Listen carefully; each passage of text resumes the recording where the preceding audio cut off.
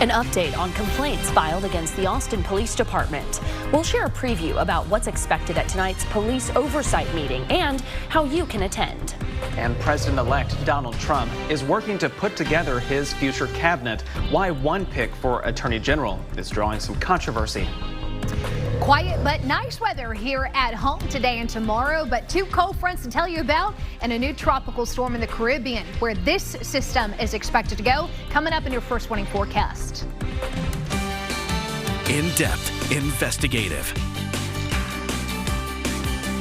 This is KXAN News at Noon. 3 years after a deadly trench collapse, the Travis County District Attorney's Office has filed indictments in the case. Thanks so much for joining us. I'm Avery Travis. And I'm Will Dupree. This comes after 2 workers were sent to that trench site to install a residential wastewater line in southern Travis County. A Travis County grand jury indicted D. Guerra Construction LLC as well as a project superintendent employed by that company for criminally negligent homicide. Previously, the 2 workers escaped from the 13-foot deep trench after it partially collapsed on October 23, 2021. But they had to return to the site. That's when the trench collapsed a second time, fully burying one worker and partially burying the other. The worker completely buried later died from his injuries, while the second worker suffered serious injuries but later recovered. District Attorney Jose Garza explained the process of how these cases are investigated and eventually get to court. Once we get our hands on information, this case follows the same path that all criminal cases do. We receive information, we present that information to a grand jury so that people in this community can evaluate that evidence and determine whether there's probable cause to believe a crime was committed. They've made the determination that there was, and so this case will proceed here in criminal courts in Travis County. A report by NPR found that in the last decade, more than 250 workers have died in trench collapses here in the U.S., including 20 in Texas. Tonight, we'll learn more about recent complaints of potential police misconduct here in Austin. The Office of Police Oversight is hosting its quarterly work group meeting. It plans to present data to the public about any complaints filed in the past quarter. The office is tasked with fielding these kinds of complaints. It also makes recommendations to the city manager, the police department, about individual incidents and investigations, as well as on broader policy. If you are interested in hearing more about all this, tonight's meeting is happening at 6 o'clock at the Cepeda Branch Library. That's located at 651 North Pleasant Valley Road. The office does ask that you register for the event. If you plan on going, you can find a link to do that online on the Office of Police Oversight's website. We also have a link to it on our website, KXAN.com. Body camera and doorbell video gives us a better idea of what happened before police shot and killed a man in Northwest Austin. This happened last Thursday and started before 4 in the morning in Bee Cave. Police said they tried to pull over a speeding driver and he drove off, hitting 90 miles per hour and even driving on the wrong side of the road. They say he drove to Austin to his ex-girlfriend's apartment. She was not home.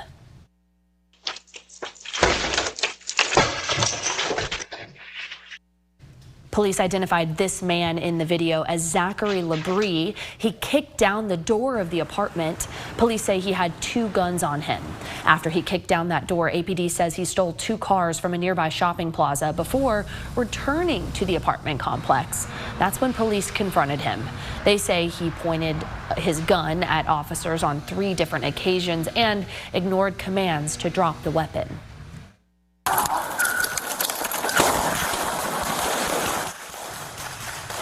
Police in Bee Cave say they got in touch with Labrie's father during the incident, and he told officers he worried about his son, adding that Labrie had a weapon and had expressed suicidal thoughts. Bee Cave police say they communicated this information to Austin police once Labrie got here into the city. First warning weather. Let's get a live look now over downtown Austin. A beautiful view of the lake today. And you know what? It is finally feeling like fall. I really needed this. There's something about a slight shift in the temperatures and that, I'm liking it. I'm liking it. There are so many cold winter clothes that have just been sitting in the closet for so long, and it's time to pull them out, Kristen. It's time. Yeah, especially tomorrow morning. Tomorrow morning, I think a lot of us are going to be reaching for that coat. Let's start with a live look outside this afternoon, though. Barons Creek Vineyards camera, picture perfect. We've got blue skies, not a cloud in sight, in fact. Plenty of sunshine coming in, light winds, low humidity. Temperature out there 69 degrees, 70 in Laredo, 67 Cherokee, 68 Burnett, 67 in Round Mountain. Austin Metro already at 70 degrees in Round Rock, 71 in Austin, 69 Pflugerville, 68 in Driftwood. And then our Eastern County friends, Lexington at 69. I've got 71 in Giddings, 72 in Smithville, lower 70s out there in Caldwell County. On our way to 77 today, so much cooler than yesterday. Yesterday we got all the way up to 88, came within 3 degrees of the daily record. We won't do that again today, but that 77 is still running a little bit warmer than where we should be for this time in November. North-northeast winds about 5 to 10 miles per hour, so pretty typical behind a cold front to see that. We've got cooler weather to finish the week, both today and tomorrow. Nice fall-like, not quite the heavy puffy coat kind of weather, just maybe a sweater. 2 cold fronts in view here in the 7-day forecast. One comes in late Sunday into Monday, the next pretty close behind it, but it comes in from a different direction, and that's important. That's going to play a big role in our temperature drop, which I'll show you. Plus, we have a new tropical storm. Tropical storm Sarah has formed in the Caribbean, expected to get into the Gulf of Mexico. We've got a new forecast track to share with you. That's coming up in your first morning forecast. Lots to track, Kristen. Thank you so much. Governor Greg Abbott is putting pressure on Texas colleges and universities to keep tuition from rising. In a letter he sent Wednesday to Texas universities and colleges, Abbott said undergraduate tuition and fee increases in the next 2 years are prohibited. He said in the letter this is a way for public universities to ease the financial burden on our students and their families. As the current tuition freeze expires, he will not support any tuition increase at any public higher education institution in the upcoming biennium. I think that's a great thing. I don't think tuition should raise at all in any state. I think everything at this point in time is at an all-time high, and I don't think it should get any higher. So I'm glad he's doing that. The governor went on to say that he will ensure college affordability remains a top priority for the state heading into the next legislative session beginning in January.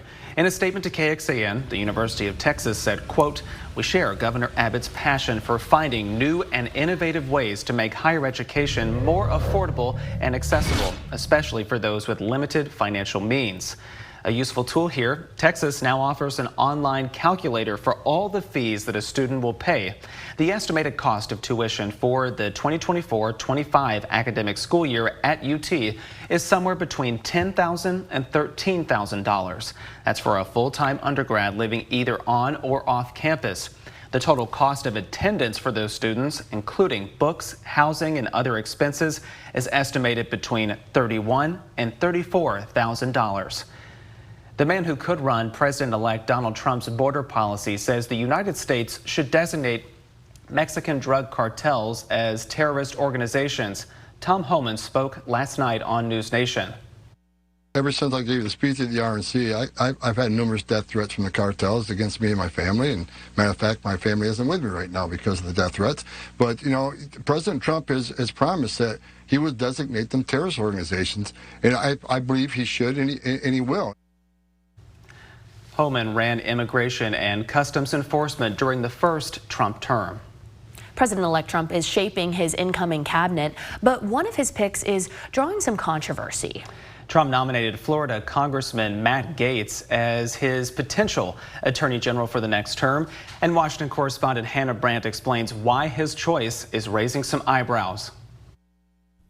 Congressman Gaetz is known as a fiery conservative voice and a fierce Trump ally, but his history could complicate his path to confirmation. The idea of an Attorney General Matt Gaetz has some of his House colleagues excited. You really couldn't pick anybody that's a bigger agent of change, especially when it comes to DOJ and the FBI. But the Florida congressman has some enemies on Capitol Hill after he led last year's effort to oust former House Speaker Kevin McCarthy. Mr. Gaetz breaks things to break things, and then once he breaks it even more.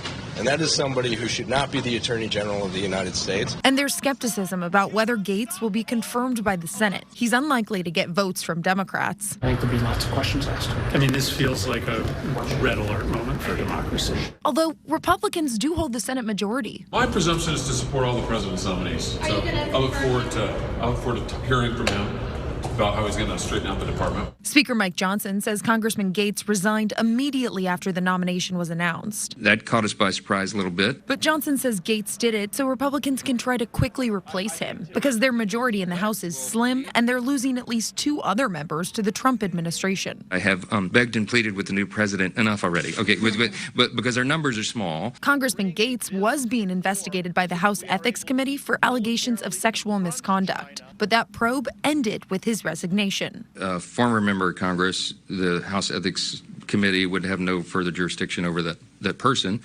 The Ethics Committee was previously scheduled to meet on Friday to vote on whether or not to release their report on Gates. Now it's unclear if that's still happening. In Washington, I'm Hannah Brandt. Hannah, thank you. Left out in the flurry of Trump cabinet appointments, Texas Attorney General Ken Paxton. Observers saw Paxton as a competitive candidate for the position of U.S. Attorney General. But of course, as mentioned there, Matt Gaetz chosen instead to head that department. We do know Paxton posted a congratulation to Gaetz on social media. Still, political experts say the new Trump era provides an opportunity for other Texas lawmakers to gain more power. A new Trump administration provides opportunities for a lot of Republicans who have been stalwart Trump fans. Wesley Hunt from Houston's a good example. Beth Van Dyne from North Texas is another good example. They're going to have a bigger role to play because they're seen as Trump loyalists.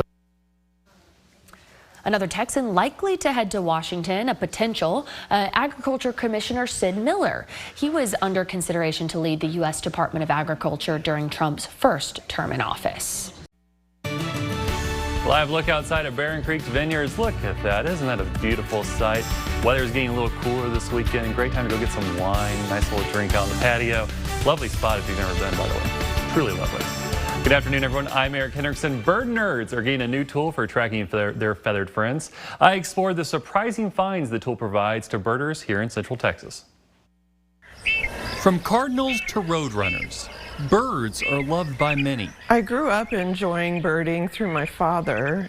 He always had bird feeders. Heidi Williams with Wild Birds Unlimited on Bee Caves Road relies on bird feeders for her hobby. I see mostly cardinals, titmice, chickadees, several woodpeckers. But now this small box is giving her a new connection to the feathered creatures. If you're a bird nerd, this is a great thing to get. Haiku Box is the brainchild of David Mann. The device uses a neural network, sort of a rudimentary AI, to identify birds based on their song. It's the same kind of neural network that's used on your phone when it's classifying images and it says, oh, you want to see photos of days at the beach. With just a power source and Wi-Fi, Haiku Box can tap into a database out of Cornell University. It can tell people, what birds are coming through, how their behavior is changing throughout the year. Mann says that the box is meant for bird watchers and researchers. So we've written a paper, for example, on the bird responses to the solar eclipse that was on April 8th. When the eclipse was actually happening, you could see that there were absolutely no birds. Heidi says the device has helped her identify unusual birds near her home, like a wild turkey. So how many people in the store have one?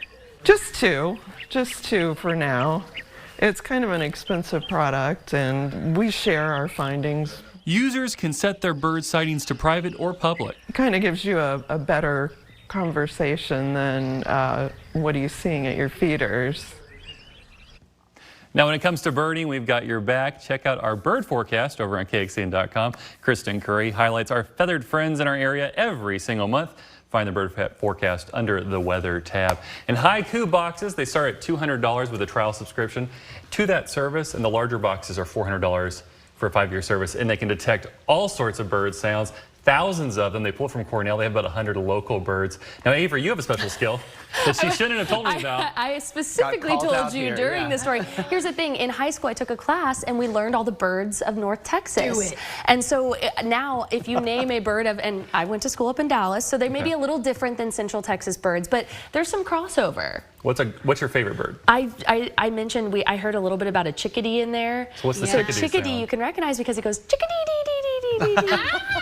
Says its own name. Easy to remember, though. And see, now people around the station are going to be calling me out and making me do bird calls all day. So thank you very much. You're welcome. There are worse things to be known for, okay? Yeah. Honestly, I could get into it. I really, the folks who really track this stuff, it's a fun hobby. I'm pretty into it. They're very serious about it, too. Very serious, yeah. And a lot to look forward to. So thank you so much, Eric. Thank you, Bird Lady. Let me show you what's going on with your forecast out here because, hey, you know what? As far as the weather goes, it is really nice. I mean, we don't get many perfect fall days here in Central Texas, but today is definitely one of them. Radar quiet across the entire state of Texas. How about a live look outside? Blue as can be with those skies on our Whittlesey Landscape Supplies weather camera there. Liberty Hill, you look good, you feel good. 70 degrees is where we're currently sitting at this afternoon. And then we'll warm a little bit further into the upper 70s this afternoon. Sunny and dry. I think today is going to be picture perfect. Even the winds cooperating, those winds out of the north-northeast at about 5 to 10 miles per hour. Here's a look at those high temperatures across Central Texas. Everyone pretty much between about 73, 77. Not quite the 72 where we should be, but we're getting there slowly but surely. Pollen count shows mold, grass, and fall elm in the medium category here, and an improvement from what we had yesterday. What came up on us was the ragweed, just a little bit, and it's still in the low category. I think if you're sneezing and sniffling, it's probably because of these three problems: mold, grass, and fall elm.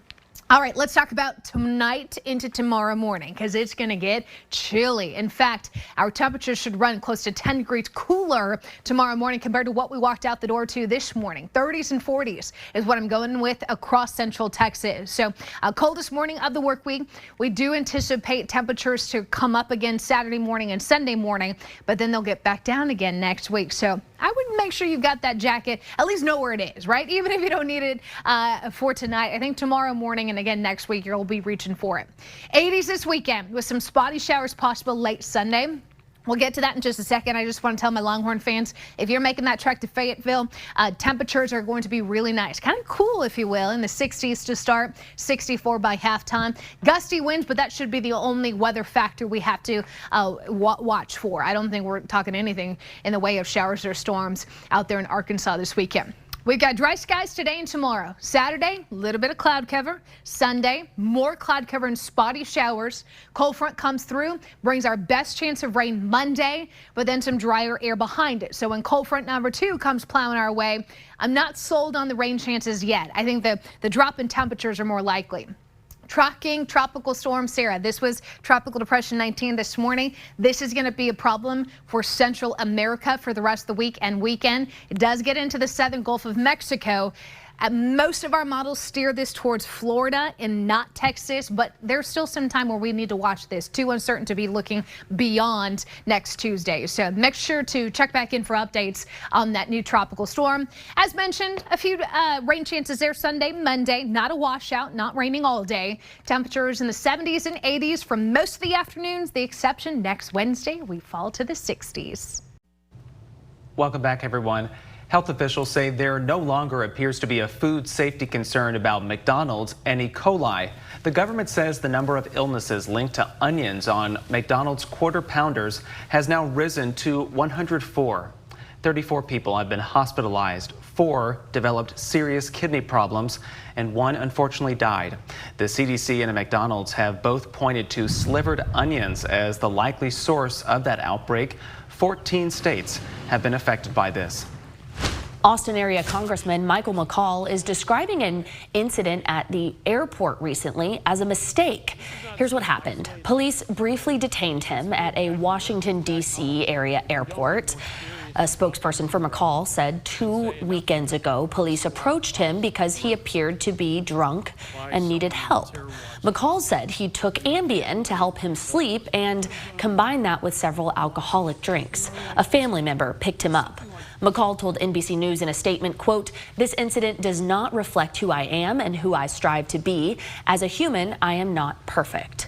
Voters just reelected McCall to an 11th term. He chairs the House Foreign Affairs Committee.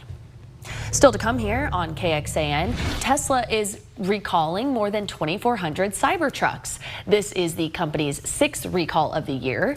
The recall stems from a problem with its drive inverter, which could increase the risk of a crash. Tesla says this latest issue can cause Cybertrucks to stop producing torque, which can result in a loss of propulsion. The recall applies to all 2024 Cybertruck vehicles manufactured between last November and July of this year. Tesla says it is not aware of any accidents related to the issue, and it's offering to fix the problem for free. In-depth, investigative. This is KXAN News at Noon. It is still too close to call the race for the mayor of Austin. Last night, Travis County posted its final round of unofficial election results. Mayor Kirk Watson still sits at just over 50% of the vote. That is just barely enough to avoid a runoff, but we are still waiting on Williamson County.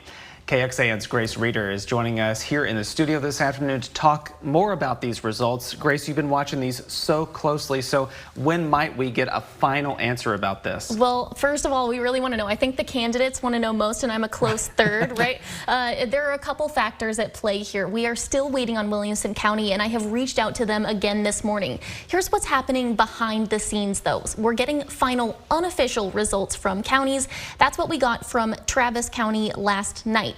So basically, they've counted all of their ballots, those provisional ballots, mail ballots, overseas and military ballots, all of the lingering ballots we didn't have on election night. We could get Williamson County's unofficial final results as soon as today. That'll give us a good idea of whether or not a runoff is going to happen here. But all of those results still need to go through what's called a canvass, which is the official process of making sure all of the I's are dotted and T's are crossed. The canvass could change the numbers ever so slightly if a ballot got messed up or someone made a mistake along the way. And then that's posted, and the final results, that's where we get those final results. Those are likely to come out Tuesday. I tell you all of this because we're waiting on two things. One, will Williamson County give us final unofficial results before their canvass? We're going back and forth on that with them this afternoon. Their canvass isn't scheduled until Tuesday of next week. Here's the other factor. If we get the final unofficial results back and their margin is ever so slight, we're still going to be on pins and needles until Travis and Williamson County do their canvasses, because those marginal changes in results could change outcomes in a race this close. So you're going to see us reporting using language apparent winner or apparent runoff. For that reason, this race is just too close for us to be decisive without getting those final results. When we talk about every vote counting, I mean, this race really has that on full display. Absolutely. Grace, talk though about what both outcomes would look like. Sure. So Mayor Kirk Watson has significantly more votes than the other candidate, so it's a little bit confusing. But he needs more than 50% of the overall vote to avoid a runoff. He's sitting at 50.01% right now. Without those lingering Williamson County votes, of course. We're still waiting on those. So the two outcomes are these. One, Mayor Kirk Watson wins outright. He goes on to serve 4 more years. Or two, Watson doesn't secure more than 50% of the vote, and he's forced into a runoff with second place candidate Carmen Yanis-Polito. So, of course, a runoff would mean that voters would have to go back to the polls. And what would that cost the taxpayers out there? That's right. We're going to tell you exactly how much it's going to cost at 4 o'clock. I'm going to leave you hanging with that a little bit. But I do want you to know that in Austin, voters did say that they wanted to do ranked choice voting. That's a system where, you go and pick first choice, second choice, third choice. That would work a little bit differently. But in Texas, we're not allowed to do that. And so the runoff system works where you would have to go back to the polls in December. And there's a lot of factors there, obviously, where when we went to the polls in November, we had a presidential race, a U.S. Senator race. There was a lot of factors getting people to the polls. And so the factors here are holidays. UT students are going to be on break. Turnout for these runoff elections is a lot lower. And so we're going to have a lot of factors in place if there is a runoff election here. When this is called, you're going to hear what all of those factors are from me. And so we are waiting eagerly to know what these Williamson County final election results are, and Travis County after the canvass as well. So detailed. Thank you, Grace, for following it, and really our whole election team. There is so much that goes on behind the scenes to project and call these races. So, yeah. Grace, we appreciate you coming on and breaking it all down for us. Absolutely. First warning weather. This afternoon, we're taking a live look over downtown Austin, and what a beautiful day it is. Those gorgeous blue skies and temperatures, Avery, feeling so nice out there. I wish we could just take the show on the road. Honestly, if we could just relocate, do a little outside, I don't know. Kristen, what do you think? Get in the car, I'll drive, right? It is so nice. You're right, and these temperatures are perfect. It's cool enough to remind you that, yes, we're getting into the fall season, but not cold enough to keep you inside. Live look outside, blue as can be on our West Shore home camera. This camera right on top of KXAN Studios, giving us a great shot of the skyline. Temperatures this afternoon, widespread 60s and 70s. Already at 71 in Austin, 70 degrees in Fredericksburg. That's a little milder than the 39 I was telling you about early this morning. The difference between right now and 24 hours ago, noticeable though. We're down by about 5 to 10 degrees. This is the work of the cold front that pushed through yesterday. It was a dry cold front, but at least we got something out of it, and it's more of a fall-like feel as we get into today. So your afternoon planner is showing these 70s around for a while. We're likely to top out around 77. For perspective, yesterday we were at 88, so a big time drop in the numbers, but it's still quite comfortable. And you won't have to worry about rain gear today. Not something that I'm worried about for tonight's high school football or tomorrow's high school football. We do, however, have some rain chances on the way. Sunday into Monday, we're going to see a front come through, and it will probably spark at least some spotty showers. Not everybody gets wet, though. That's still widely scattered to scattered rain. It is, however, our only rainmaker in the forecast. Not the only weather maker, though. There's two different fronts. Both bring cooler temperatures. That second cold front, though, that's going to really drop the numbers. And we'll talk about just how low we go coming up in your first warning forecast. Kristen, thank you. Austin police need help finding 3 men who robbed a man at gunpoint. And there's new video that we do want to show you. Yeah, they released this video of the incident in hopes the public can help identify these suspects. Take a look.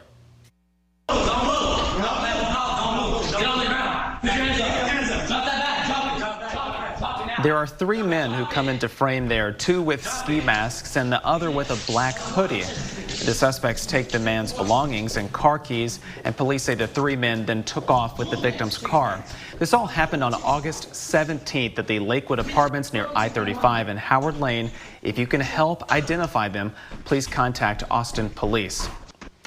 Austin police are now investigating the city's 60th homicide of the year.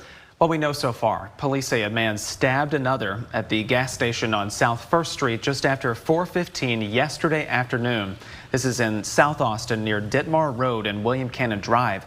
Officers found the man bleeding in the parking lot, adding that he later died at the hospital.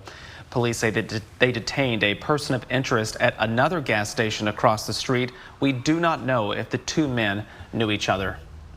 Going in depth now, this time last year, Austin also saw exactly 60 homicides. 2023, though, finished with 73 homicides, with 8 happening in November alone. What would you do if you had just 14 days to figure out how to keep your land from being taken in the name of progress? That scenario is playing out more and more often in Williamson County. Neighbors in the 10th fastest growing county in the U.S. are sounding the alarm about a road project aimed at their backyards. This is a story that you will see only here on KXAN, and Mercedes Hernandez is the reporter behind this. And Mercedes, this project is something you have been working on for quite some time. Yeah, so I've been keeping an eye on the growing number of eminent domain cases there in Williamson County for closer to 2 years at this point, but it's really been in the last 9 months that things have mobilized for these neighbors. Now, in this story, you'll hear from lawmakers, attorneys, and of course the folks at the center of this story from the Wahlberg and Granger communities outside Georgetown. They say they're worried about the county's project called Arterial K. It would connect I-35 to a future highway, parts of which are already under construction. The county says the project is in its early stages and is an effort to keep roads safe for a population expected to double in the next 20 years. They say it could be years before things officially get the green light, but as I learned, a recent Texas law lays out just how quickly fights like these can end. Now, these neighbors worry that once things get started, they'll get steamrolled in the process. At some point, eminent domain comes into play. You either have to sell or you get pushed out. And these neighbors aren't the only ones struggling with eminent domain. There are thousands of other fights already underway there in the county. I'll have a look at that tonight on KXAN News at 10. Now, if you want to get a head start and read the timeline for an eminent domain case and what rights you have as a property owner in Texas, see the article already up now on KXAN.com. Avery, Will. Mercedes, thank you so much. There is progress on a plan to add at least one tolled lane on South Mopac from downtown to Southwest Austin. At an open house on Tuesday night, the Central Texas Regional Mobility Authority laid out its initial findings of an environmental study and presented a possible build out of the road. KXAN traffic anchor Erica Brenes has the latest on the project and how you can weigh in. About 200,000 people drive on Mopac between downtown and Slaughter Lane every day. 11 years has gone by since CTRMA first began discussing the Mopac South project. But a roadblock in the form of a 2016 environmental lawsuit and its appeals sidelined the project for years. Then the project suffered another delay, the pandemic. But there's new momentum in the form of this open house, which was held at Austin High School on Tuesday night. Louisa Thallander is one Austin resident who showed up to look at the plans. I moved here in 2001, so I had a 1-month-old child, and we've been here ever since. So you're very familiar with South Mopac. Yes. How have you seen it change in the recent decades? I mean, just, it's packed. I mean, it's so much busier now than it has ever been. I think, you know, for probably the first 10 years we lived here, it was fine. There'd be a little bit of traffic, like at traffic times, like 5 p.m., 6 p.m. But now I feel like with all the building, like Buda and like kind of farther south and the toll road that's down there now and stuff like that, like 2 p.m. there's traffic. Like I sit and I inch along, you know, to get home, and it's, you know, 2 until probably like 6:30 or 7. CTRMA released its latest environmental impact findings as well as another option for expansion. A new animation shows at least one express toll lane from South Austin to downtown with an entrance and exit ramp at Slaughter Lane, William Cannon, another one near 360, and again for downtown and Enfield Road. I am hopeful for improvements. I mean, I appreciate that they're trying to take every factor into consideration, and that's important. This is by no means even close to the final design, but it's an option that will evolve with more public input and planning. Erica Brenes reporting for us. Thank you. You have until December 29th to submit your feedback, and we've got a link for you to take you straight there for how to do that on KXAN.com. We all love our dogs, but there is one thing about them that we may not love about taking care of them. Michelle Bike shows us how one clever pet owner could help you take the stink out of the job. Twinkie. The best innovations it's okay. Are born out of need. You're okay, Twinkie. In Caleb Olson's case, I felt like this is a huge problem. That need is often big and always smelly, even in flood or frost. It forces the dog dad outside multiple times a day. Why not attempt it with the poop copter? Yeah, the poop copter. Zelda boot up sound. Never been done before as per his research. That's the problem with the fake poop, is that the wind blows it away. There's so many rabbit holes I could go down. The software engineer shows his machine can hover the grass till it detects a brown parcel. With a descent and a scoop, it takes a crap for you. It's like, okay, where do you take the poop? Aside from dropping it on your neighbor's house? That's a serious question. What you could do. What you could do. Given its start as one pet's business in the snow. She's the original motivating factor. A mere pet project. The goal is to go direct to consumer. I think that'd be the most fun if people could have their own. The copter's a work in progress. 30. No. 31. No. Iterations in. Caleb needs to make it run automatically. You can do it in the middle of the night. You can run whenever you want. But as important as that first task, decide and set a timer, is duty number 2. Doo-doo drone. Flushing out a name. Feces flinger. As refined as the product. Poo pilot. You can't get around there being poop in some way in the name. The biggest reward is actually picking up a poop. There's a little dopamine hit of feeling like you've made progress. This could be the hottest gadget to drop for all your doggy drop-ins. Automated poop pickup. A drone that picks up your poop. Doo-doo drone. I mean, That's what they said. Yeah. Yeah. I can't claim. Oh, I thought you came up with. There were so many potential names in there. I was having trouble keeping up. And the reporter had such a tall task to create all the puns and ways to reference that. Did a great job. How could you not laugh doing that? know. Too? I mean, maybe there's some use for it, but I think so. I would want to maybe steer clear of it. Yeah. Do not find yourself under that thing. Just got to be careful. Yeah. Go a little haywire there. Yeah. We'll see what they come up with, though. Hopefully, finalizing those plans for sure. Speaking of doo-doo, the team evening is winning our Friendsgiving challenge. Y'all, come on. We worked so hard. All the donations are going to the Central Texas Food Bank. So they're really, there are no losers here. We thank you so much for being so generous with your wallets, with your kindness. We still need a little bit more, though. So you can scan this QR code on your screen. Really, the easy way to do it, just go to the website, KXAN.com, search Friendsgiving. You'll find the link to either Team Mornings, which is us, Team Evenings. We want to make sure that you guys know that this is going to continue all the way up until Thanksgiving, and we're running a little behind our goal here. So hopefully this is something that you can help us with. Again, KXAN.com/Friendsgiving. We are so grateful for your generosity. All those dollars are staying right here in our community. 71 degrees outside. We got a good amount of sunshine, friends. It looks good. It feels good. Those temperatures are going to top out in the 70s before eventually we come down to the 50s late tonight. That being said, if you've got high school football plans, just make sure that you bring that sweater with you, because once that sun goes down, it's going to get real cool real quick. Wildfire danger today, something we quite haven't talked about yet. This is moderate, 2 out of 5. We've got drier air in place. What's helping us is the winds aren't too bad. These are only going to be about 5 to 10 miles per hour today. Problem is light winds overnight gives us part one of this really cooler air that we're going to be waking up to tomorrow. It's light winds in addition to the clear skies, the low humidity, and everything kind of stable overnight. Tomorrow morning trending cold in the 30s and 40s. Weekend forecast 80s with some spotty showers on Sunday. That looks to be mainly late Sunday. So if you're going to be maybe heading to the game in Arkansas, they're going to get that storm system after us. So you shouldn't have to worry about it for Saturday. We've got mainly clear skies and temperatures in the 60s. Humidity coming up Saturday, Sunday, though, is going to help and prime our atmosphere for spotty showers Sunday into Monday. There's just not very many there. So I am anticipating temperatures to come down as we go from the 70s to the 80s Saturday, Sunday. That cold front will help bring us back down to the 70s. But looking ahead, you're noticing dry skies today and tomorrow. Cloud cover starting to increase Sunday. More likely to see that Sunday into Monday here. Monday, especially the first half of the day, I'm thinking looks to bring the best chance of seeing maybe a 1/4 of an inch to a half an inch. Half an inch might be a little generous for all of us, but we need it, y'all. That drought monitor was updated today. It didn't show any improvement, but it also, is not showing worsening just yet, and we need to see some rain or else that will show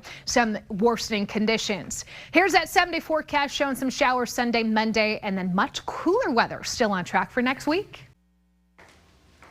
This next story, you're just going to have to see to believe. Imagine you see a bear ransacking your car, only to later find out it's a person in a bear suit. What? That's the case in California, where officers arrested 4 people who wore bear suit costumes to fake attacks on cars and then got insurance payouts. The so-called bear claimed to have entered and damaged a 2010 Rolls-Royce Ghost back in January. The video was submitted to the insurance company that alleged to show the animal entering the car. Upon further scrutiny of the video, though, investigators determined it was a fraudulent claim. You see the suit there. The scam cost insurance companies more than $141,000. I mean, people do some crazy stuff, but that is wild. Yeah, getting into character. Oh my. Why would you do such a thing? Get the cash. Crazy. But as we said, there's consequences on the other side, so don't get any ideas out there. Gotcha. As someone who's born and raised in California, there ain't that many bears, so pick a different animal. Right. Let me show you what's going on with that 7-day forecast. We've got really nice day today, friends. Get outside, enjoy it. Do know the 70s are coming back tomorrow, but that's after a morning in the 30s and 40s. 80s this weekend. We've got some rain chances Sunday into Monday. Our temperatures will fall to the 70s behind cold front number 1. How about 50s and 60s behind cold front number 2 by next week? So it's coming. Still on track for that cooler weather. Very much looking forward to that. Before we go, though, Kristen, I want to give you a chance, again, to pitch people out there for Friendsgiving. Okay, listen to nothing the evening team says, okay? Team mornings, we need to win this. All those donations go to the Central Texas Food Bank. All for the last 2-3 weeks. All morning I've been talking smack about the KXAN evening team. We love them. It's all in good fun. But highly recommend to peruse through her social media. It'll give you a good laugh. It is very funny, yeah. This is every year we do this. Every year you guys raise over $100,000. So it's so successful for our friends at the Central Texas Food Bank. It is heartbreaking to think that there is still a need. But just think, I mean, we're talking $1, 3 meals. So if you can donate $5, $10, $100, like you're making a huge difference for our neighbors in need. Every little bit counts. Every bit. All right. Thank you, Kristen. Enjoy your nap today. We appreciate you being with us. And thank you all for watching here on KXAN News at Noon. We'll see you here back in about 30 minutes. Enjoy the rest of your Thursday. Take care.